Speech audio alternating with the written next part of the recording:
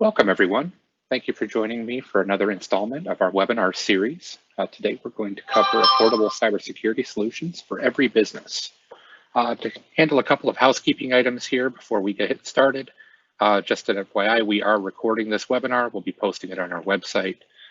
Certainly, if you'd like to review it or share it with others, normally gets posted within about 24 hours of the completion. So this is being recorded. Microphones are muted.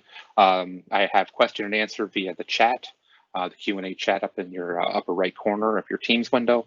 I will not be monitoring that during the webinar presentation, but I will review that at the end of the presentation and do my best to answer any questions that you may have. Please bear with me. This is a live demo. I will be bouncing around a little bit here. I've got a video to share as well as a PowerPoint, so we'll be hopping around a little bit.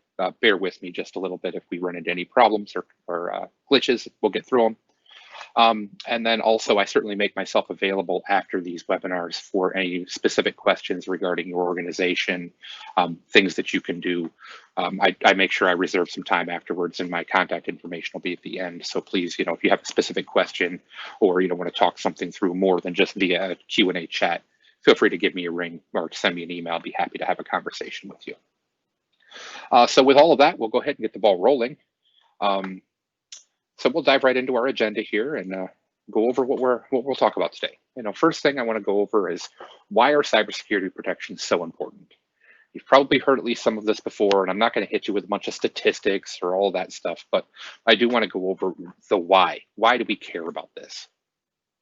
And then I've kind of organized this into solutions that incrementally throughout the webinar increase in cost to your organization. The free solutions, you see I have the free in quotes here. It's not completely free, as in, certainly there's going to be some time involved. For example, reviewing policies, you're going to have to take somebody's time to do that. So again, there's some expenditure to your company, but you shouldn't have to outlay a substantial amount of dollars for this. Mainly, it's going to be time and energy of your staff. The inexpensive solutions are all just a few dollars per user per month. They're not outrageous, and they can provide a lot of different protection. And of course, the comprehensive solutions of the live security monitoring, depending on your organization, the number of locations you have, can start to get pricey, but at the same time, for the protection that it offers, it's a small price to pay. So just kind of share with you how I have this organized, and with that, we'll just go ahead and dive in and talk about, why do we care so much about cybersecurity protections? What's the big deal about this anyway? Well, I love this slide because it does a great job of really showing a picture of where all of your data can live. I mean, with people working from home, I'm sure you have policies around whether they can save data to their home computers, but at the same time, there's probably some corporate data floating around on home PCs. You've got your regular work issued computers. You have your cloud-based applications, your Office 365, maybe your cloud-based Salesforce, SAP, various things that you're using that are housed in a private cloud somewhere.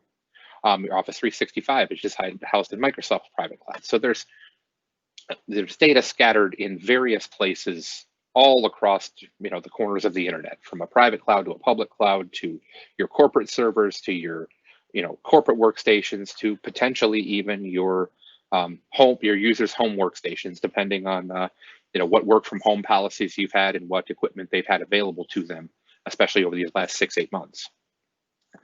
So with that, everyone, we've kind of established that data is all over the place, and unfortunately, the cyber criminals are aware of that as well.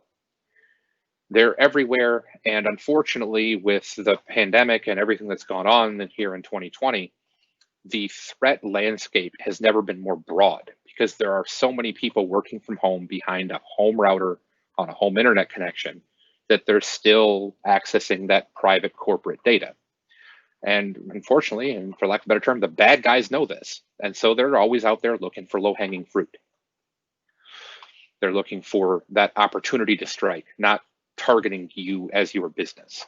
They're just looking, hey, you have a vulnerability. Let me see what I can do to exploit that. Oh, let's see what I find in here. That's the attitude of these criminals. So cybersecurity is everyone's responsibility, and here's why. I mean, why does it matter? I mean, it costs the company and employers, it costs them millions of dollars if there's breaches. It can negatively impact the brand and reputation. And, heaven forbid you happen to have your secret sauce, your competitive advantage digitized, which a lot of us do at this point, that could be accessed during a breach. So that's why it matters for the company. Now, why does it matter for the individual? Why does it matter for you? Well, beyond the company data and your livelihood, if your company was to be breached and then could no longer continue to conduct business and you might have to find another job, there's more than that, because outside of your spouse, there are very few people that have more information about you than your employer. You're required to give them your social security number. They may very well have banking and routing information on file for you because they direct deposit your paycheck. Like, there's a lot of information that your employer has about you, and that's not necessarily protected during a breach. If there's a breach, corporate data is corporate data, regardless of whether it happens to be data about your employees, data about the customer, operational data, your financials and marketing plans, or your intellectual property. All of this is data, and all of this can be accessed during a breach. So this is one of those things that if you didn't think it mattered to you, it really should, because not only is it your company's information, but it's your personal information that could be accessed. And so you need to do your part to do what you can to practice safe practices and adhere to the company's policies to ensure that not only the company's data stays safe, but your data as well. So with that, let's dive into some of the things we can pick off relatively easily that are free or very low cost. First things first, we need to look at our policies within our organization. Is there an acceptable use policy, a data disclosure policy, social media policy, password policy? Do you have incident response and reporting policies? Do you have a bring your own device policy? Are these written? Are these updated? Do you train your staff on these policies? Are your staff even aware that these policies exist and there are certain things that they are, based on the terms of their employment, are obligated to do or not do? Most of these are in existence in some way, shape, or form, because you probably had an onboarding packet when you hired the employee where they had to go through 40 different forms and sign off on some of this. But unfortunately, with a lot of organizations, that's the last time the employee ever saw your acceptable use policy. And if you hired that employee 17 years ago, I'd like to hope and think that your acceptable use policy has changed in the last 17 years. Have you shared your updated policies with your staff? So again, these are things, as I said, that you can do. Pull out your policies, look at when the last time they were updated. Do they still apply? Do you need to make changes to them? These, again, are very low-hanging fruit here. These are things that are already in existence within your organization, and it's just a matter of tasking someone to look them over, make sure they're still applicable, update the dates on them. Maybe this pandemic has taught you a few things and you need to make some changes to some of your policies based on what your experiences with the pandemic. It's always a good idea to at least review these at least once a year. Even if it's something that's part of your year-end wrap-up, review policies and update, and then re-disseminate those updated policies to the staff. But again, this is something that can be done for no cost and a little bit of time, no monetary cost and a little bit of time. So another thing that can be done is training.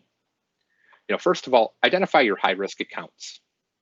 HR and accounting, as well as your C-suite, your CFOs, CEOs, CTOs, CIOs, are targets.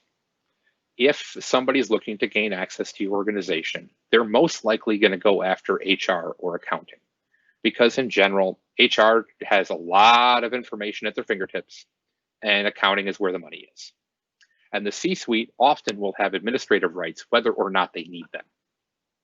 So those are targets that are high value targets and high value accounts for people to get a hold of, because they can often be monetized. So starting with those high risk accounts, do some training with your employees. Train on your acceptable use. What is your incident reporting and response plan? Some kind of ongoing training that you can utilize. So whether it's something you create internally, or there are plenty of services out there that, again, just for a few dollars per user, probably per year, you can have, for example, phishing training, monthly phishing training delivered to your email, where it's a 10-minute work through where people, go through a quick scenario and look for and help identify the characteristics of a phishing email. And there are a lot of these kind of trainings out there. They're very inexpensive, and it's really something that you're doing your staff a service by providing, because it's applicable to their personal lives as well as to the business life. So again, this is a kind of a value add, but anything you can do to train your staff, I mean, even if it's not something you pay for, just reviewing the acceptable use, incident reporting, bring your own device policy, do that on a quarterly rotation with your employees so it's fresh and top of mind. Again, these are some of the things that, again, just take time. They don't necessarily have to have a monetary cost. And the last piece of the time but no cost, or minimal cost, would be planning. What is your backup strategy? Do you know what your RTO and RPO are? Do you even know what those terms mean? For those of you that don't, your RTO is your recovery time objective on a backup. How long can you afford to be down? How long can you afford to be without your data before it has a serious negative impact on your company? Of course, most people immediate knee-jerk answer is 0. But if you really think about it, you can probably go at least a few minutes, maybe as much as an hour, without having a dramatic impact on production, your clientele, your customer base. If you're down for 2 days, that's a different animal altogether. And then the RPO is your recovery point objective. How much data can you afford to lose in the event of a catastrophe? In other words, how often are things backed up? Can you afford to lose, an hour's worth of information? Can you have enough paper and enough processes in place to be able to re-enter the last hour? Maybe it's the last 4 hours. Now, some companies, it's 10 minutes. Some companies, it's a full day. So again, establishing what those RTO and RPO targets are for your organization, and then making sure that your backup strategy meets those RTO and RPO requirements. Do you have a written procedure for restoring from backup? If there's a catastrophe, if there's a cybersecurity incident, or something as basic as a pipe breaks in the room next to your server room and the water floods through the wall, and you have to, cobble back together your infrastructure and restore from backup. Is there a procedure written for what you do? So you're not trying to create that during the catastrophe. And back to that flood example, do you have offsite replication? Is your backup housed offsite, or is it at least sent offsite? So that if something terrible was to happen to your building, you could still recover your data. Is it in a cloud data center somewhere? And then do you verify the backups? Are you at least checking in on them daily to make sure that they're viable and they're usable? Or are you just crossing your fingers and hoping that your backup software did its job? Another big piece of planning is that incident response plan. If there's an incident, whether it's security, physical, or cyber, do you have a response plan written for that? Does everyone involved in your incident response plan know what the role is? The last thing you want to be doing is coming up with a response plan during a cyber attack. You want to have one canned on the shelf that you can just pull out when it's needed and immediately start to just run through it, instead of, okay, what do we do now? That will save so much time, and you do much better planning and preparation, and when you're not under the stress of trying to recover from a cyber incident. So this is definitely a must-have for an organization. If you don't have an incident response plan and don't know how to write one, please reach out to us. We'd be happy to help you with that, because this is something that, as I mentioned, you should have just sitting in the filing cabinet or on a shelf somewhere. And when an incident happens, you just go to the shelf, pull it off, and start with step 1. That way you don't have to recreate the wheel. So now we'll move into some of the more middle of the road from a cost perspective, cybersecurity solutions. One of the biggest ones that I can't recommend enough is just a risk assessment. Most people don't understand where their areas of risk are. And even if they do know some of their risk areas, they don't know how to prioritize what needs to be dealt with first. They've got this laundry list of all these things that are wrong. And sometimes it's paralysis by analysis. I don't know where to start, so I'm not going to do anything. So this is something where you would hire an outside firm that was certified in this area of expertise. And they would come in, and I'm not going to read all of these to you, but they would go through all of these various items, looking for holes in your defenses, cybersecurity risks and threats. And then once they've completed all of this, they should provide you with a deliverable, a documenting all of the assessed areas, and then providing remediation recommendations. So here's all the stuff we found that's a problem. Here we'll help you prioritize. Okay, we're going to code these 3 in red. These have got to be dealt with right away. These scare us. The next 12 are all in orange or all in yellow. These are things you need to be aware of, but they're not things that need to be tackled right now. So again, they can really help you prioritize the resolution of those issues. Certainly the assessment should include the raw data. So if you have questions about the assessment, you could have a secondary set of eyes look it over. And most of these risk assessments help you with an incident response and disaster recovery plan. They may write it for you, or at least to get you way down the road of having those 2 things written, canned, and ready to go. And again, that risk assessment, the big thing about that is it's kept between you and the firm that you've hired, and it's not publicly available information. So you have an idea of what your risks are, and you can start to prioritize those without the general public being aware. And then part of that, the results of that risk assessment should provide you with enough information to write a business continuity plan. That if-then statement: if the building ceases to exist, then we go do this.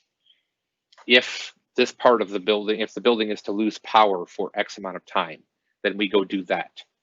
So again, these are things that you shouldn't have to create during the crisis. You should have already thought through some of the things that may affect and impact your business, and then come up with your general response to those various items.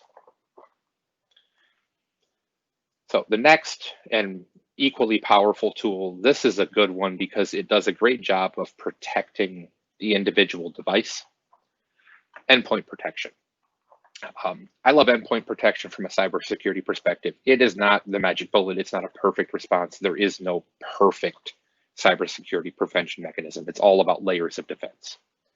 But what I like about endpoint protection is it's installed on the individual device, which means regardless of where that device goes and how that device connects to the internet, there are protections from ransomware and malware inherently installed upon that device.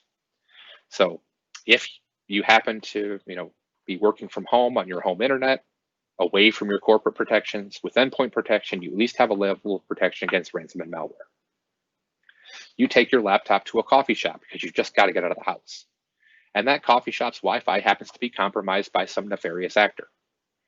Well, again, because this endpoint protection is installed on your device, you're just as well protected on that coffee shop Wi-Fi as you are at your home.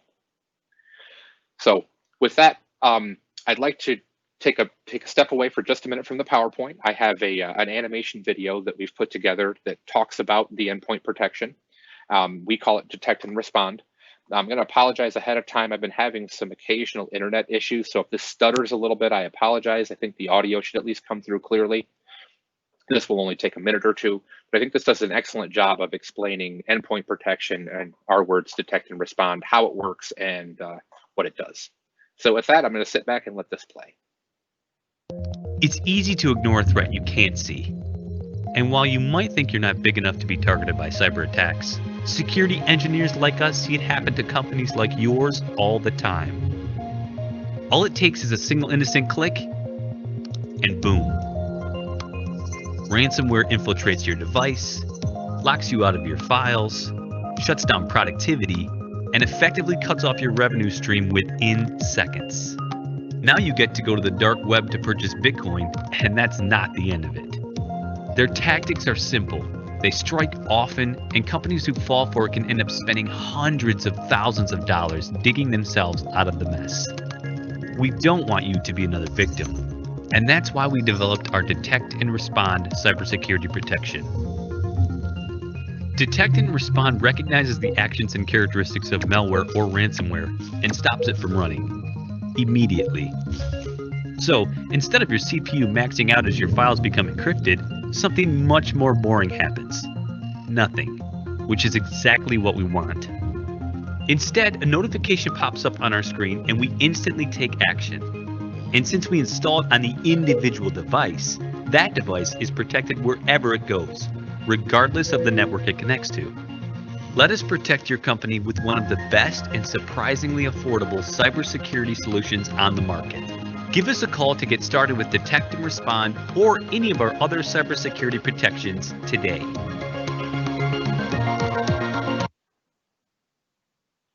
So as I said, that was just a quick and easy, but it shows, what endpoint protection our Detect and Respond does. And Detect and Respond is only a few dollars per user per month. It's not this outrageous or horribly expensive solution. Not only does it come with the endpoint protection, but it also comes with the security operations center behind it at ASK.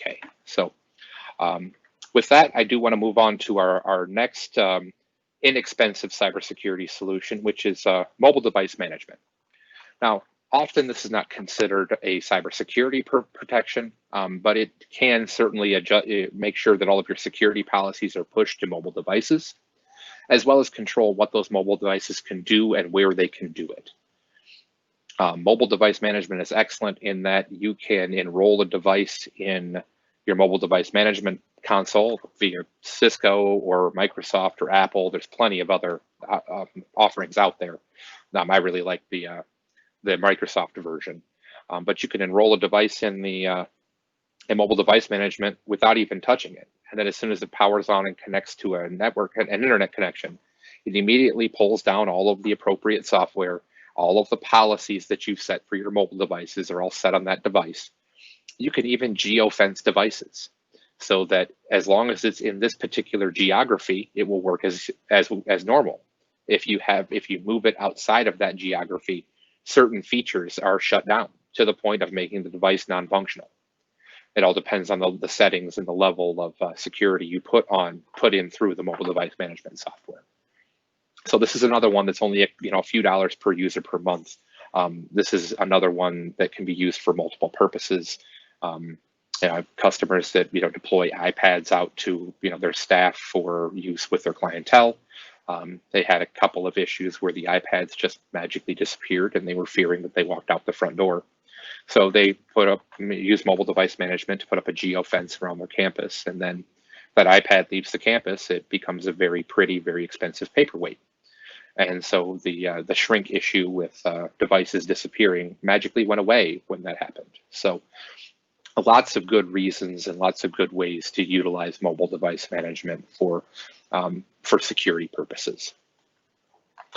So now we're going to get into the comprehensive solution. This is by far some of the best cybersecurity solutions on the market.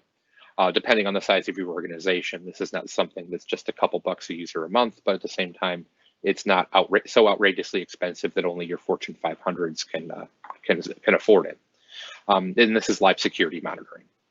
Live security monitoring is 24/7, 365 SIM, security information and event management, and SOC, security operations center monitoring of your environment. There's appliances that are installed at every one of your corporate sites that monitor all the traffic into and out of your network. That traffic and that information is then run through the security information and event management, which is housed on supercomputers and either Amazon Web Services or Microsoft Azure or Google Cloud. And then we have the security operations center with the eyes on the screen looking at those alerts and anomalies to see if there are things that need to be actioned or things that are just normal day-to-day traffic that got flagged. So to dive into some of the appliance and tools, as I said, it literally pulls in every log, captures packets, looks at the network flow information, traffic flow information, gathers all of this information together. And then using correlation built into the SIM, then looks for anomalies. So here's a nice graphic that kind of shows all the various things. You've got your physical sensor. This is all the stuff that happens at your corporate offices. You have an agent that gets installed on the workstation. So this is all of the stuff that goes on on the workstations and on the laptops and on the other devices.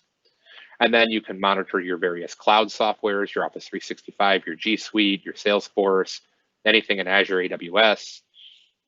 It pulls in your Cisco Umbrella data if you're using Cisco Umbrella. Again, all of this is gathered and put into the SIM. You have all the commercial feeds, all the known threats, and the threat intelligence that's updated on a daily basis is also fed into the SIM. And then the SIM then spits out alerts and anomalies, which then are reviewed by the people in the SOC. And then notifications go out, trouble tickets are created. The people are the ones that then interact with and engage in the remediation of that threat or that anomaly. So this kind of shows some of the SOC workflow where you have all of the various information coming in. Alerts are announced to the people in the SOC. And then it may be an incident, it may be just a forensic request. More than anything, you need the people to be able to be that filter to look, is this something that is actionable, or is this something that is just a false positive, or something that is just a little bit of an anomaly because of the way you do business. So where the live security monitoring really shines is the fact that it's 24/7, 365 security engineers, eyes on glass. Your IT department isn't going to get buried in a bunch of alerts where most of them are not actionable. That's one of the biggest cruxes with security is the automated systems will alert on things that they may or may not need to alert on.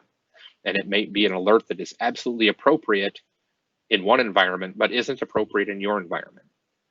And until tuning is done on those alerts, your IT staff can just get inundated with alert after alert after alert, and eventually they become numb to them. Because for every 1,000 alerts they get, 2 of them are actually actionable.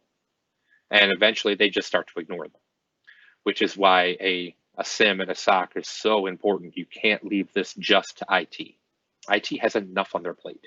They are busy enough, they are dealing with enough issues to also layer on the requirements of cybersecurity.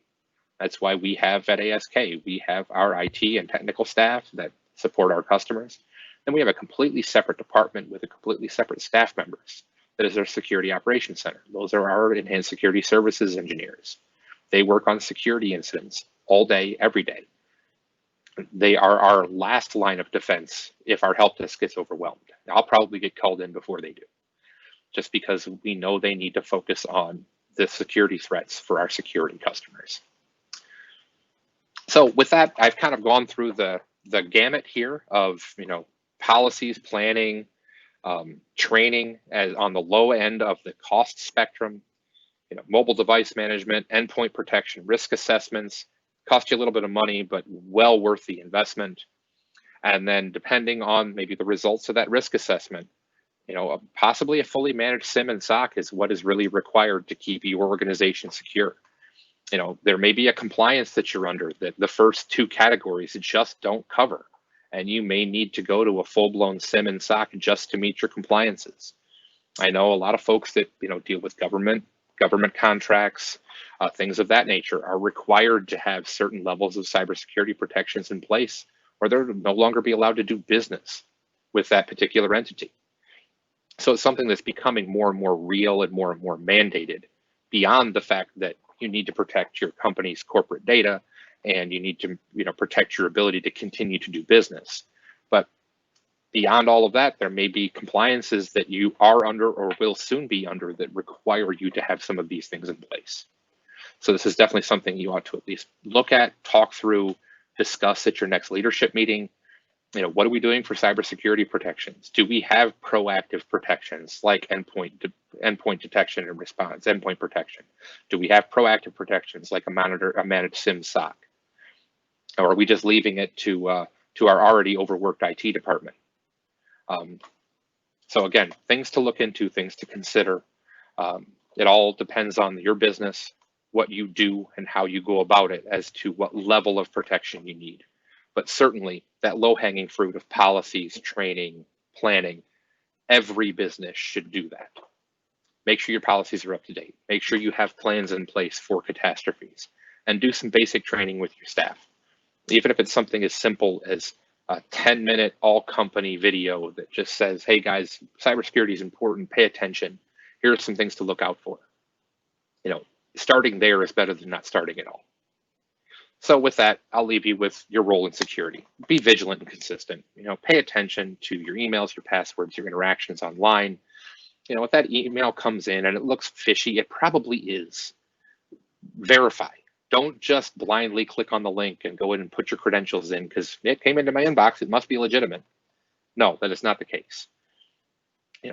Engage your brain, pay attention just a little bit. Think about security. Think about the fact that there are people out there trying to gain access to your corporate data. If you have any doubts, ask. Whether it be your manager, your IT department, us at ASK, whomever, ask the question. Because mistakes are an accident, but keeping quiet about a mistake is not. If you make an error, click on the wrong thing, put your credentials in, and something weird happens, make people aware immediately. Contact your manager, contact your IT department, contact your security services provider. Let them know. And if I happen to have any managers or leaders on this call, please do not berate your people for reporting these accidents because it wasn't intentional. They didn't purposefully go out and try to have their stuff compromised. But if you berate them and give them a bunch of grief for reporting it, guess what? The next time they do it, they're not going to report it. And now you've got a hacker or some nefarious actor in your systems, and they could be in there for weeks, if not months, lurking, waiting for that opportunity, searching out, waiting for that, quarterly wire transfer to, from your vendor and redirecting that, spiff payment that you get on a quarterly basis from your primary vendor to some offshore bank account. It's the last thing you want to be dealing with because more than likely that money's gone. So it's something to be constantly aware of.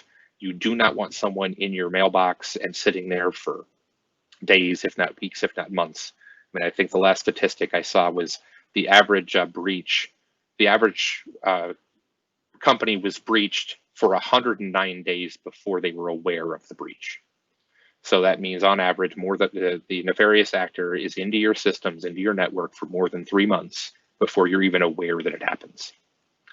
So with that, I'll leave you with be aware, be consistent, pay attention, and start with those low-hanging fruit, those policies, that planning, some basic training of your staff. All that is a time investment. There's very little capital expenditure that goes on there. So with that, I hope that you can join us next week, in 2 weeks, to stick with the season. We're going to talk about some cybersecurity horror stories. So I'll be talking about some real life incidents that happened that were terrible and how they got resolved. But again, these are, I'm a big fan of scare tactics, but these are legitimate stories. This is not going to be embellished. These are very straightforward, but at the same time, in fitting with the season. We'll talk about some incidents that we've seen and some pretty ugly things and how they got resolved. So please join us on Tuesday the 6th at 1 for that. With that, I'm going to go ahead and open the floor up to questions, as well as my contact information is here on the screen. Please feel free to reach out to me after this if you have any specific questions or want to run a detailed scenario by me.